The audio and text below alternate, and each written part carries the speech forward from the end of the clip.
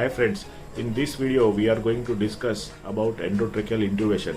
What are the indication, what are the steps to prepare for endotracheal intubation, how to actually do the procedure and what all things to look after once it is done. I hope you find this video useful and please like this video, share this video and subscribe to my channel for more such videos. So let's start. So when patient requires endotracheal intubation, if you ask, probably only three basic indications: decrease in the oxygen level, increase in the carbon dioxide, and for airway protection. Now, to what extent there is decrease in the oxygen or increase in the carbon dioxide is a clinical call, and of course the initial oxygen therapy would have failed, non-invasive ventilation would have failed, and at that point you might require to intubate this patient for oxygenation or carbon dioxide removal. When you need for airway protection, that means the patient's sensorium is less, or you are planning to give general anesthesia to this patient, and because of that the patient requires endotracheal intubation. So that's about the indication. Now if you have some time, it is always preferable to assess for the airway. So I will just describe very basic for those who are not trained in anesthesiology. Perhaps knowing basics of the airway assessment will go a long way. So if the patient is conscious, you can ask the patient to open his or her mouth completely and see what all structures you can see. This is called Mallampatti classification, and there are 4 grades. And you can remember simply by the mnemonic push, PUSH, and P stands for pillars, tonsillar pillars, U for uvula, S for soft palate, and H for hard palate. And the more number of structures you can see in the mouth fully open in this view, the better the chances or the easier the intubation will be. Also, those patients who have a small chin, who have a beard, who have missing tooth or absent teeth, these elderly patients, these are also potentially high risk. So now when we are intubating the patient, we should obviously we would be knowing whether this is an emergency sort of a situation or whether this is a planned situation. It is always preferable to keep the patient nil by mouth if it is a planned procedure. In ICU and in EMS, generally the situation is more kind of an emergency situation, and you don't know whether the patient is nil by mouth or the patient is generally not nil by mouth. So in these scenarios, you will have to go for rapid sequence intubation.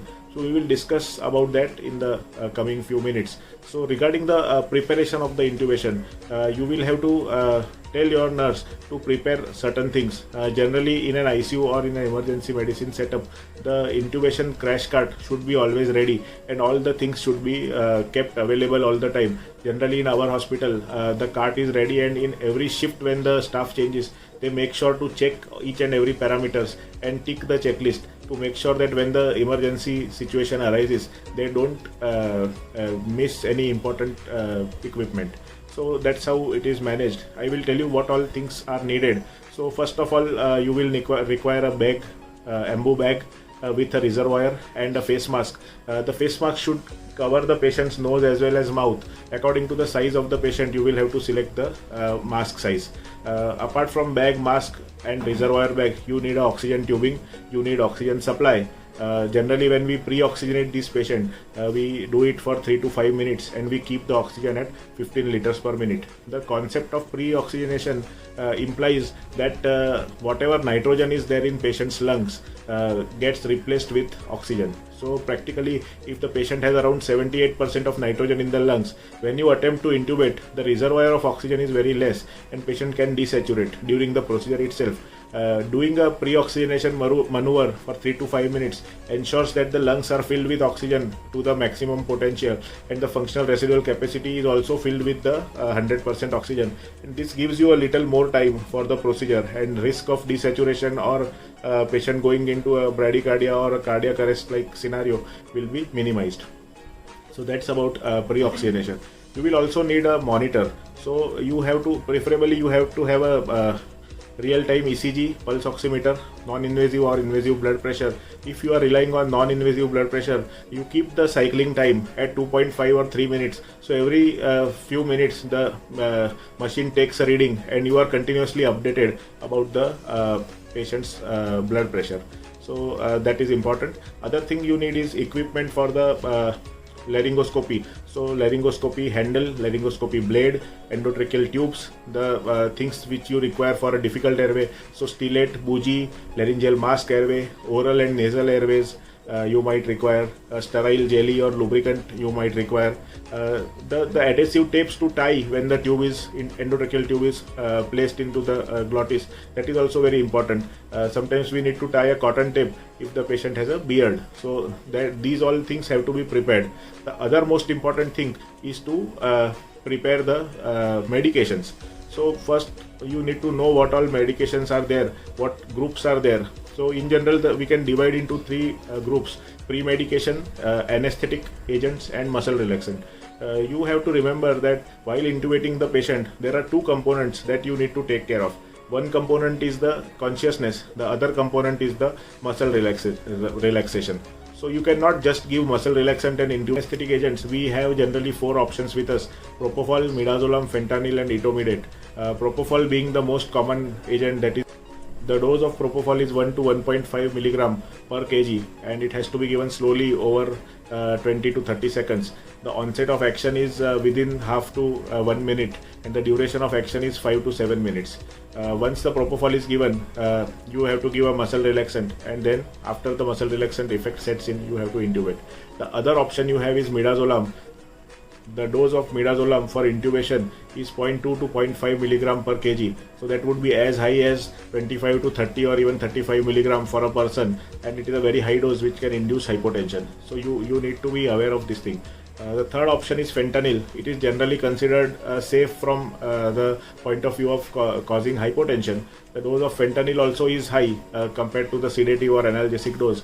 The dose is starts from 2 microgram per kg and goes up to 15 to 18 micrograms per kg. So very high dose of fentanyl may be required to make the patient unconscious.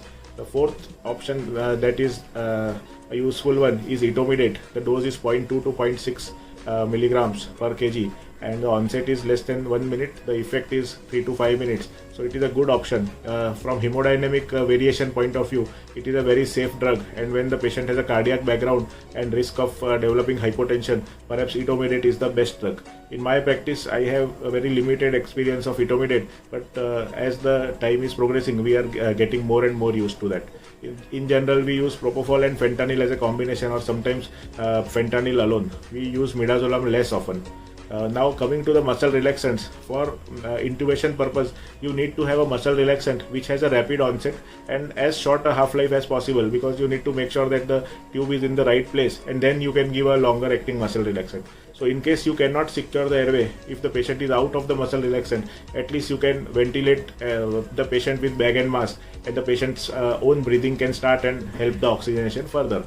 So the two options of the muscle relaxants that you have are succinylcholine and rocuronium. Succinylcholine is a rapid onset and short duration muscle relaxant. The dose is 1.5 to 2 milligram per kg. Onset of action is within 40 to 60 seconds, and the duration of action is 3 to 5 minutes. The only problem with succinylcholine is that when the patient has a metabolic acidosis and hyperkalemia, succinylcholine has also got a tendency to increase the potassium, and the serum potassium level may rise alarmingly post the injection of succinylcholine, and patient may have a cardiac arrhythmia. So you have to know this, and you have to make sure that in acidotic patient or hyperkalemic patient you don't give succinylcholine. Another contraindication, relative contraindication I would say, is presence of raised ICP. So when there is a raised ICP, you have to make sure that you avoid succinylcholine. Although there is a new literature coming up which say that succinylcholine can still be used in the raised ICP scenario, I would at this point I would not recommend to use succinylcholine in a patient with raised ICP. The second option is rocuronium. The dose of rocuronium is 0.8 to 1.2 milligram per kg as a single bolus, and the effect starts within around 90 seconds. The duration of action is around 15 to 20 minutes. So it is a longer acting muscle relaxant compared to succinylcholine, and the onset of action is also going to be longer. So whenever you administer these medicines, you need to know that after this much time the patient is going to be sedated, and after this much time the effect of muscle relaxant is going to set in. So once you know all these things, it really helps in your clinical practice. The other important thing is presence of good IV line. Generally, in a euvolemic or hypervolemic patient, giving anesthetic agents will not cause hypotension. If the patient is hypovolemic or is relatively hypovolemic and the BP is maintained probably because of the sympathetic tone, in this group of patients, giving anesthetic agents will cause hypotension. So an IV fluid should also be kept ready and preferably should be started just before the procedure. So now we have discussed about the preparation, we have discussed about the medications that are required. Third most important thing that is required is presence of good working suction. So sometimes there is an emergency situation and nothing of whatever we discussed is available. Patient is already unconscious and CPR is going on. Perhaps even in this situation, I will need a working suction, because when you do a laryngoscopy and if patient has vomited or if there are a lot of secretions, the chances of securing the endotracheal tube in the right place become very difficult. So working suction is very important in this scenario. Now step by step we will discuss what are the equipments that we need. So we need laryngoscopic handle, we need laryngoscopic blade. The blades are of three types, McIntosh, McCoy and Miller. The McIntosh is the standard blade that we use. It is a curved blade. We use 3-number blade for females, adults, and 4-number blade for adult males. For Miller is a straight blade. The technique is little different in Miller and it is generally used for infants or neonates. The McIntosh blade is meant for difficult airway. The tip of the McIntosh blade can curve like this on your pressing the lever, and it will lift up the epiglottis and it will facilitate your view to the larynx. So when you are anticipating a difficult airway, you can use McIntosh blade as well. Make sure that the light is present, make sure that the batteries are charged and the light is working. You don't want to be in a situation where you put a laryngoscope in patient's mouth and then you realize that the light is not working. The other aids that you require are stellate, bougie, which might help you pass a tube through a difficult airway when the glottis is not seen or partially seen. You will also require supraglottic devices like a laryngeal mask airway. If you cannot secure the airway, you may put a laryngeal mask airway and ventilate the patient till the patient becomes conscious or till you secure the definitive airway. As soon as you start the procedure for pre-oxygenation, you have to make sure that everything is sterile. You have to wear sterile gloves. You have to cover the patient's body with a sterile sheet, so you can keep a few things which are needed for the procedure on that sterile sheet. So sterility is very important because this tube may be present in the patient's body for a longer time, and we don't want the patient to suffer from infection and create more problems for this patient. So sterility is very important. Now, what position do we need to give when we are doing the bag and mask ventilation? Classically, this position is called sniffing position. There is an extension at the atlanto-occipital joint and flexion at the cervical vertebrae. So, this position can be achieved by keeping the patient's occiput at a height of 3 to 7 centimeters. If you have a ring, head ring, that can also be used to get into this position. When you are planning to intubate in a patient who is not nil by mouth, you will have to go to rapid sequence intubation. For rapid sequence intubation, you will be using a short acting agent which has a short onset and short duration of action. So propofol would be a good choice. For muscle relaxant, succinylcholine or rocuronium can be used. We have discussed about them in this same lecture earlier, so please refer to that. And the only difference that is there from the normal intubation is that you give a cricoid pressure during this procedure to prevent any vomiting or aspiration. Because the stomach is full, and when you give positive pressure ventilation through the embu bag, there is a risk of stomach dilatation and a risk of vomiting followed by aspiration. So 2-3 things which differ from a normal intubation. One is you don't give positive pressure ventilation via embu bag. You just keep the mask and seal it and let the patient breathe and try to pre-oxygenate. The second important thing is, as soon as you give sedation and you feel that patient is losing consciousness, immediately apply pressure on the cricoid. You have to first palpate and determine where is the thyroid, and just below the thyroid would be your cricoid cartilage. So pressure has to be applied with thumb and the index finger over the cricoid at 90 degree. The person who is giving pressure is a separate person, and his only job is to give pressure and not lift the cricoid unless told to do so. Once the pressure is given and muscle relaxant is also given, you do a laryngoscopy. The laryngoscopic view becomes a little difficult than what it would be in a normal situation. You pass the tube, inflate the cuff, and then only the pressure on cricoid has to be lifted. So this is the different part. In either scenario, once you have passed the tube, you have to confirm the position of the ET tube. And the most important and most useful tool is end-tidal CO2. So with help of end-tidal CO2, if you give 3 to 4 breaths and you can demonstrate 3 to 4 waveforms in the end-tidal CO2, you can be certain. But you have to make sure that on continuous breathing, there should be a continuous EtCO2, and this is practically confirmatory of the tube in the trachea. The other important tools are auscultation on both the fields of the lung as well as in the epigastrium to make sure that the tube is not in the esophagus. So these two things will ensure that your tube is in the right place. Sometimes we push the tube too far and it goes into the right bronchus. So auscultation will tell you whether there is less air entry on the left side. You may have to withdraw the tube little bit. Post procedure, post intubation, you fix the tube, attach the patient on a ventilator. I have made a different video where I have discussed the initial ventilatory settings when you immediately intubate a patient. So please refer to that video for what settings to keep when you intubate the patient. Once the tube is fixed, get a chest X-ray done and confirm the position, see where the tip lies. Normally the tip would lie 2.5 to 4 centimeter from the bifurcation of the trachea. So if it is too high or too low, adjust the tube. And once the intubation is done, the position is confirmed. Make the further plan of your management. So whether the intubation was required just for airway protection, then you may connect the patient to ventilator, wait for the patient to wake up, and maybe put the patient on a pressure support. If the plan was to keep the patient ventilated for longer because of some other problem, then you will have to start the patient on maintenance dose of sedation and if needed muscle relaxant. So please make arrangements for that. At the same time, monitor the vital parameters. The BP would be showing every 2.5 to 3 minutes. So if the BP drops and if your fluid bolus is not helping, you may have to add an inotropic support for this patient. So this is all in a nutshell about the endotracheal intubation preparation and what all things you should be doing.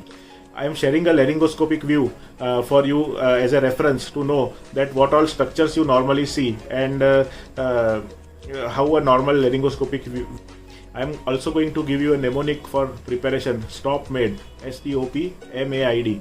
S for suction, T for tools for intubation, O for O2, P for position of the patient, M for monitor, A for assistance and the things which are required for assisting intubation, I for IV access and IV drugs, and D for all the drugs that you require. So if you prepare this the things this way, it is less likely that you will face any problem during the intubation. The technique itself is something which cannot be taught by a lecture, and you have to practically get experience for that. There are many videos on the YouTube, and in your hospital also you can attend your operation theatre while the patient is being intubated, and you can learn about this in a more clinical way. So I hope you found this video helpful, and if you like this video, please hit like button, share with your colleagues and friends who need this, and subscribe to my channel. For more videos, please comment in the comment section if you like any particular topic, and I will definitely incorporate in the coming videos. Thank you so much. Have a good day.